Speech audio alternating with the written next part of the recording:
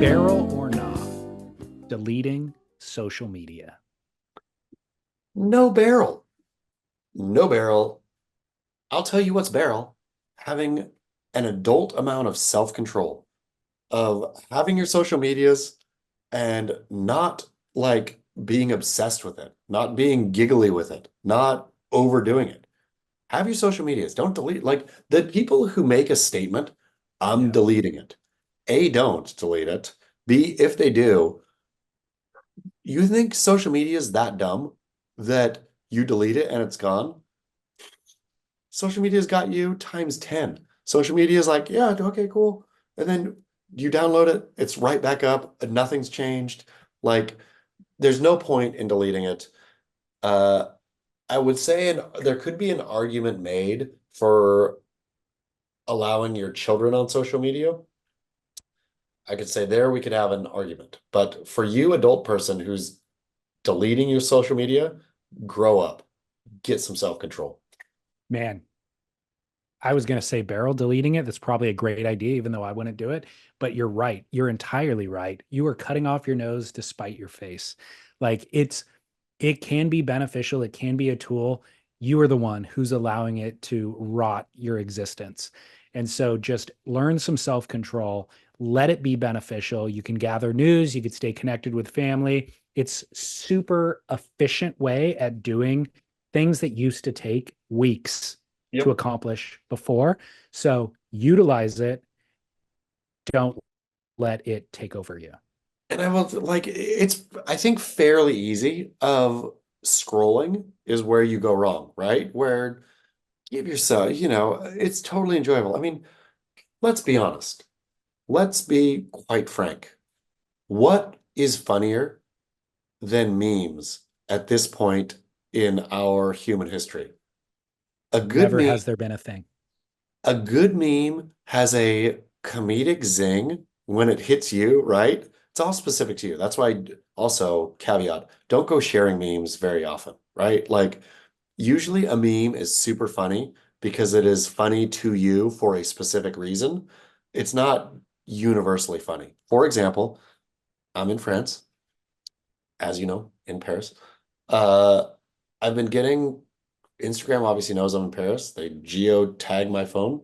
I'm getting a bunch of memes of good fun, funny ones, really funny to me, of like, I don't know, it's Jake Gyllenhaal like walking around pumping his fist, and it's like me ordering everything in English on the menu and then ending with merci beaucoup. Yeah. Which, I look at that and I'm like, oh, because it's true and it's funny to me. But I'm not going to share that with you. That one's not true or funny to you right now. Memes are funny because they're specifically funny to us. And so have your meme time. Instagram is mostly comedy. That's what I've realized, right? Like those who, or social media should be mostly comedy. It should be you go and get a little comedic fix, memes, laughs, da da da, turn it off. Who goes to the comedy club for 12 hours a day? Where I feel if you're scrolling too much, it's just too much. Get your Oh, comedy. my feed is curated basically at this point to be mainly memes, Yeah, surfing, a little that's bit of it. cooking. Yeah. Um, You but learn, but when you scroll through, you like, let's give it a break. Like if you're not doing it obsessively, scrolling through a little bit at night, you learn a new recipe or think about something different, yeah, you have a laugh, you see some surf clip, done and dusted. Yeah, that is like a quality time spent. I agree. It's entertaining. It has replaced watching television in a lot of ways to get my entertainment. But like I said, also it's simplified and made life more efficient in certain ways. To get that recipe idea, it used to be I had to go buy a $30 cookbook and spend a bunch of time perusing through recipes I didn't want to find one that I might. Whereas now it's a quick scroll in the morning. I see a recipe and I go, you know what? Oh, now Chard excitement. charred peas on burrata with a pickled tomato looks incredible. That stuff's available at the grocery store now for a grand total of $5. I'll be How would right you have ever back. known about that? How would you have Exactly. ever known? I mean, it Yeah. is like for those, and again, I fully get it is socially rotting. It is Mark Zuckerberg is single-handedly responsible for chewing the Western soul into a gross little disgusting nugget. But what he made ain't half bad sometimes. years ago, I also had an epiphany on the show that I shared with you and publicly, which was memes will be the hieroglyphics of our time, where we now find a cave with cave paintings and we look at these images to identify, like, oh my gosh, they were a hunter-gatherer society, they were interested in homosexuality, they ate this type of food, they use this type of animal. They will come back. Memes explain and synthesize the signs of our times in a way that is unbelievably efficient, in like a very concise way, and will reflect how 2020 was very different than 2024. And when the future human beings come back and look and see what memes were happening, they will know exactly what was going on in our world. I like turtles. Exactly. Joe Biden used the exact wrong name when he was talking about the president or his vice president. Okay, barrel or not, putting or failing to put the line splitter thing for the next customer when in line at the grocery store. Ooh, Since I'm a courteous human, this is a listener. Since I'm a courteous human and not an idiot, I always place the next available lane splitter after my groceries. So the next customer knows that they can place their stuff down. A good practice, but I'm constantly amazed at how many people fail to do this common act of courtesy when I'm next in line. My only option is to passive aggressively grab the splitter and then mad dog the customer while they exchange pleasantries with the cashier and act like they aren't a selfish prick. boom, hammer town, total barrel to slam that thing down. Also, listener might be taken aback that I still hold you push your grocery cart to the farthest end of the parking lot in order to give the parking lot, we've discussed this ad nauseum. That's fact. That is still true to this day. Uh, I used to think it was rude to put the thing down, the splitter, the what is the name for that? There's for I sure like a I like splitter. I like lane splitter. yeah, the lane splitter down. I thought I'm being rude because I'm saying I don't want your stuff near mine. But then I realized no, when you do that, it always gets a thank you from the person behind you. I've never Mhm. once had anybody not say, "Oh, thanks." You do it. It's courtesy, and it allows them to then place their things. They don't have to carry their things anymore. It's like it's 100% win-win. Uh, if we lived in a society where people were paying for each other's groceries from time to time, like, oh, this all stuff is on this conveyor belt together. I got this one, guys. You guys catch me next time. I would love that society more, but that's not the society we live in. No, I'm 100% barrel on putting the lane splitter down. Lane splitter, by the way, is a Christensen surfboard model as well. Oh, Um, sick. so I'm 100% barrel. Agree with this listener entirely. It's a civilized thing to do in our society. I had it locked into my barrel or not in today's show prep. And after already committing to it, went to the grocery store this morning and was in the situation where the douchebag in front of me, it was a You mom and her didn't. teenage boy. The mom was locked in on uh like kind of the cashier exchange. And so the teenage boy is the one who should have applied the lane splitter when I walked up, because that's the thing. You don't need to just do it arbitrarily if there's nobody behind you. But the moment you Do it see when there's somebody somebody behind you. approaching, then you do it. And so that teenage boy was not taught by his mom, shame on her, because my hands were full. I had an entire uh basket in my hand and then extra things because I overloaded the basket. And so now it's kind of a burden for me to put something down, then reach over and grab it. He should have done me the solid. And so I just glared at him for the rest of the time. The problem is, he did not acknowledge, not only did he not do it, but then he didn't acknowledge that it put me out. And so I was pissed.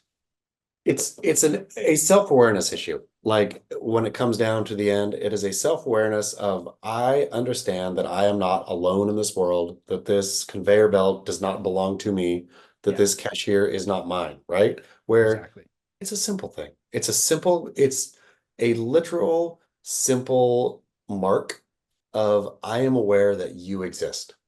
Yep. That's all we need. Agreed. Super simple. Now, I have another scenario that's related that I encountered 10 years ago that still sticks with me. And I almost try to avoid this exact grocery store because of one incident that happened that long ago, even though it was just one particular cashier and it's not the grocery store's fault. But I never get a cart. I just go with a basket, right? In and out, go to the grocery store probably every day. So I don't need a cart. I just go for what I need for that day. I carry the basket, put the basket on the conveyor belt, and let the cashier pluck my items from the basket. And I've thought this through. And my rationale was the cashier is doing the exact same amount of work. They're plucking an item either off a conveyor belt or out of my basket, but the pluck for them is the same amount of energy in order for them to scan the item. Whereas if I take every individual item out of the basket and then they take it off the conveyor belt, the extra work done is, of course, me taking it out of the basket. So instead, I save that process, just put the basket up. They can pluck from the basket because it's the exact same thing as plucking from the conveyor belt. So the incident that happened was I put the basket up, it conveys all the way to the front of the conveyor belt, and the cashier just stood there looking at me. And we just had a standoff staring at each other. And I was like, what? And they're like, do you mind taking your items out of the basket? And I acquiesced. I gave in. I tipped it Yeah. onto its side, shoved it all out of the basket in kind of one brushing motion, and let them then handle it and just sat there in dead silence with one another. But I started seething in that moment, because I was like, first of all, douche, you're the paid employee here. If there's some sort of interaction that like you're not sure what the etiquette is, you suck it up because you're on the job right now and you reach your delicate little hand into the basket. Even if you think it's wrong, if the onus is on you as an employee to make sure that the customer is not uncomfortable. And this is a gourmet grocery store too, so the prices are expensive. You know what I mean? Like the fact that you would dare have the audacity to tell the customer to do extra work, shame on you. We are now in a broken society, and I am never coming to this grocery store again.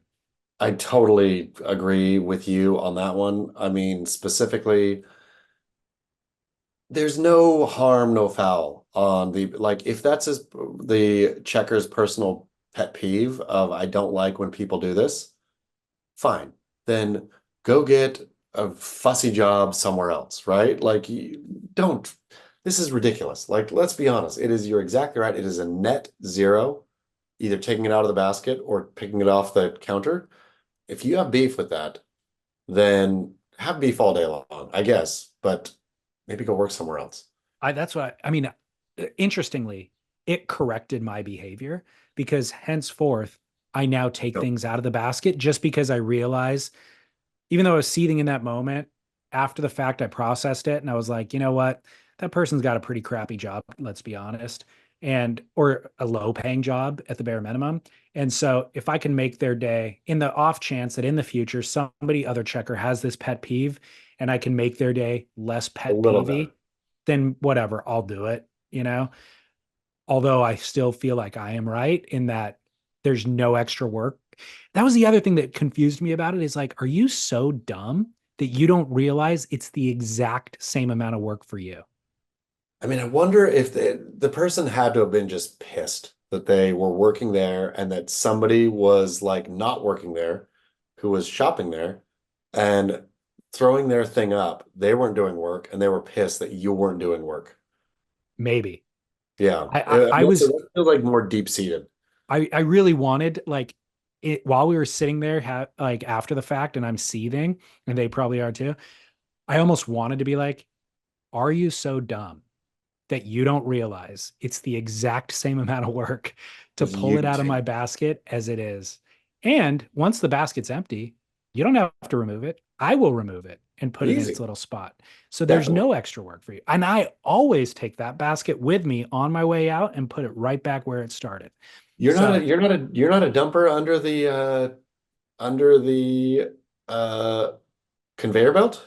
if if there's like a long line and my hands are going to be full and I can't do it, like if there's a line ahead of me, which means I'm now holding a basket or the basket awkwardly while I'm waiting for the line to move. and my hands are going to be full with the groceries, no, I will leave it where you said. But if it's like I'm the only person, I can carry it with me and it's easy, I always do that. Man, same.